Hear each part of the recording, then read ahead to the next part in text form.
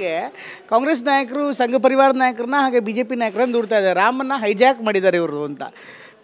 ರಾಮ ಮಂದಿರದ ಕಾರ್ಯಕ್ರಮಕ್ಕಿಂತ ಹೆಚ್ಚಾಗಿ ಕೇಂದ್ರ ಸರ್ಕಾರ ಬಿ ಜೆ ಪಿಗರ ಕಾರ್ಯಕ್ರಮ, ಸಂಘ ಪರಿವಾರದ ಕಾರ್ಯಕ್ರಮ ಆಗ್ತಾ ಇದೆ ಅಂತ ಇವತ್ತು ಸಚಿವರು ಹೇಳ್ತಾ ಇದ್ದಾರೆ. ಅಲ್ಲ ರೀ, ಇವರು ಬಾರದಿದ್ದದಕ್ಕೆ ಏನು ಮಾಡೋದು?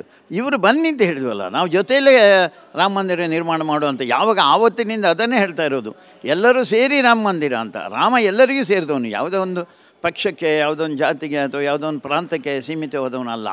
ಅದಕ್ಕೆ ನಾನು ಹೇಳಿದ್ದು, ಬರೀ ದೇಶಕ್ಕೂ ಅಲ್ಲ, ಜಗತ್ತಿಗೆ ಅವನೊಂದು ದೊಡ್ಡ ಕೊಡುಗೆ ಇದೆ. ಅದಕ್ಕೋಸ್ಕರ ರಾಮ ಎಲ್ಲರಿಗೂ ಸೇರಿದವನು.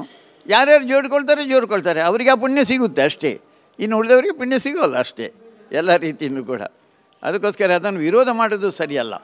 ಯಾಕೆಂದರೆ ವಿರೋಧ ಮಾಡಿದರೆ ಧರ್ಮ ವಿರೋಧಿ ಆಗ್ತಾರೆ, ಸಂಸ್ಕೃತಿ ವಿರೋಧಿ ಆಗ್ತಾರೆ, ಮೌಲ್ಯಗಳ ವಿರೋಧಿ ಆಗ್ತಾರೆ. ರಾಮ ಅದನ್ನು ರೆಪ್ರೆಸೆಂಟ್ ಮಾಡ್ತಾ ಇರುವಂಥದ್ದು. ರಾಮ ಅವನು ಧರ್ಮ, ಸಂಸ್ಕೃತಿ, ಮೌಲ್ಯಗಳು, ಒಂದು ತ್ಯಾಗ, ಸಮರ್ಪಣೆ, ಒಂದು ಸೇವಾ, ಮತ್ತು ಇಡೀ ದೇಶದ ಅಸ್ಮಿತೆ, ಅದು ಐಡೆಂಟಿಫಿಕೇಷನ್ ಅಂತ ಒಂದು ಹೇಳ್ತೇವಲ್ಲ, ಈ ದೇಶದ ಐಡೆಂಟಿಫಿಕೇಷನಿಂದ ರಾಮನೇ ಅದು. ಅದಕ್ಕೋಸ್ಕರ ಅದರ ಜೊತೆಯಲ್ಲಿ ಎಲ್ಲರೂ ಸೇರಬೇಕು ಅಂತ. ಇವರು ಏನೇ ಹೇಳಿದರೂ ಕೂಡ ರಾಮನನ್ನು ಯಾರೂ ನಂಬದೇ ಇರಲಿಕ್ಕೆ ಸಾಧ್ಯ ಇಲ್ಲ. ಈಗ ಅವ್ರದ್ರಲ್ಲಿ ಕಾಂಗ್ರೆಸ್ನಲ್ಲೇ ದ್ವಂದ್ವ ಇದೆ.